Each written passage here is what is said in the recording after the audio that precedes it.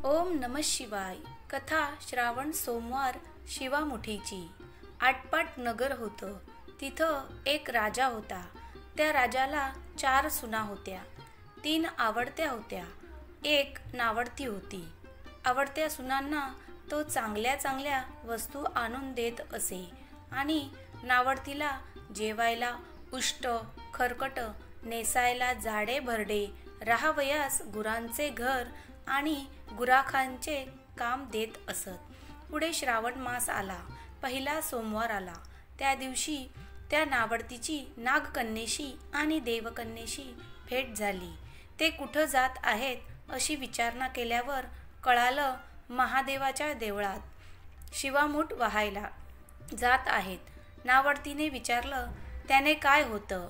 भक्ती होते आणि इच्छित कार्य सिद्धीस जातं. मुळं बाळं होतात. नावडती माणसं आवडती होतात. वडीलधाऱ्यांचा आशीर्वाद मिळतो.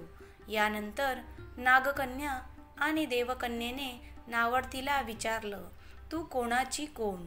नावडतीने सांगितले, राजाची सून. मी देखील तुमच्यासोबत येते. नावडती त्यांच्याबरोबर देवळात गेली. नागकन्या आणि देवकन्या वसा वसू लागल्या. नावडतीने विचारलं, काय बोलताय? तेव्हा त्यांनी सांगितलं, शिवामुठीचा वसा वसतो आहोत. या वसाला नेमकी काय करावी? मूठ चिमूठ तांदूळ घ्यावे, शिवराई सुपारी घ्यावी, गंध फूल घ्यावे, 2 बेलाची पाने घ्यावी, मनोभावे पूजा करावी, हाती तांदूळ घ्यावे आणि म्हणावे, शिवा शिवा महादेवा, माझी शिवामूठ ईश्वरा देवा, सासू सासऱ्या दिरा भावा, नंदा जावा, भ्रतारा नावडती आहे ती आवडती कर रे देवा, असे म्हणून तांदूळ वाहावेत.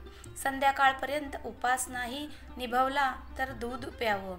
संध्याकाळी आंघोळ करावी, देवाला बेल वाहावा आणि मुकाट्यानं जेवण करावं. हा वसा 5 वर्ष करावा. पहिल्या सोमवारी तांदूळ, दुसऱ्यास तीळ, तिसऱ्यास मूग, चौथ्यास जव आणि 5व्यास सातू शिवामुठीकरता घ्यावे. पहिल्या सोमवारी सगळं साहित्य नागकन्या आणि देवकन्येनं दिलं आणि दुसऱ्या सोमवारी नावडतीस घरून आणायला सांगितलं. त्या दिवशी तिने मनोभावे पूजा केली. संपूर्ण दिवस उपवास केला. जावा नंदानी उष्टमाष्ट पान दिलं. ते तिनं गाईला घातलं. शंकराची आराधना केली आणि दूध पिऊन निजू राहिली.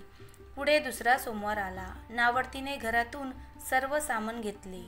पुढे नागकन्येबरोबर जाऊन मनोभावे पूजा केली आणि शिवा शिवा महादेवा, माझी शिवामूठ ईश्वरा देवा, सासू सासऱ्या दिरा भावा, नंदा जावा, नावडती आहे आवडती कर रे देवा, असे म्हणून तिल वाहिले. संपूर्ण दिवस उपवास केला. शंकराला बेल वाहिलं. दूध पिऊन निजू राहिली. संध्याकाळी सासऱ्यानं विचारलं, तुझा देव कुठे आहे? नावडतीने सांगितलं, माझा देव लांब आहे. वाटा कठीण आहेत, काटे कुटे आहेत, साप वाघ आहेत, तेथे माझा देव आहे. पुढे तिसरा सोमवार आला. पूजेचं सामान घेतलं. देवाला जाऊ लागली. घरची माणसं मागे जाऊ लागली.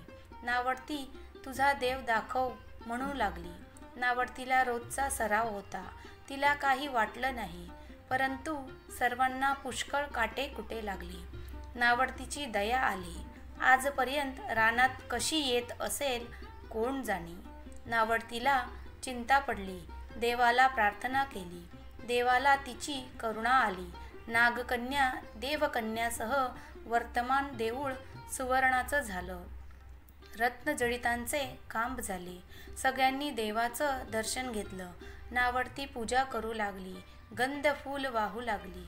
नंतर शिवमूठ घेऊन शिवा शिवा महादेवा, माझी शिवामूठ ईश्वरा देवा, सासू सासऱ्या दिरा भावा, नंदा जावा, नावडती आहे आवडती कर रे देवा, असे म्हणून शिवाला वाहिली. राजाला मोठा आनंद झाला. नावडतीवर प्रेम वाढले. दागिने घालायला दिले. खुंटीवर पागोट ठेवून तळे पाहायला गेली. नावडतीची पूजा झाली. पूजा झाल्यावर सर्व बाहेर आले. राजा परत आला. माझं पागोट देवळी राहिलं, घेऊन येतो म्हणाला. देवळाजवळ आला. देऊळ अदृश्य झाले होते. तेथे एक लहान देऊळ होतं आणि एक पिंड होती. त्यावर नावडतीने केलेली पूजा होती. जवळ खुंटीवर पागोटं होतं. ते घेऊन ते बाहेर आले. सुनेला विचारू लागलं, हे असं कसं झालं? सुनेने सांगितलं, माझा गरिबाचा हाच देव. मी देवाला प्रार्थना केली, त्यामुळं त्याने तुम्हाला दर्शन दिलं. सुनेमुळं देव भेटला म्हणून तिला पालखीत घालून घरी नेलं. नावडती होती ती आवडती झाली. जसा तिला शंकर प्रसन्न झाला तसा तुम्हा आम्हा सर्वांना हो. ही 60 उत्तराची कहाणी 5 उत्तरी सुफळ संपूर्ण.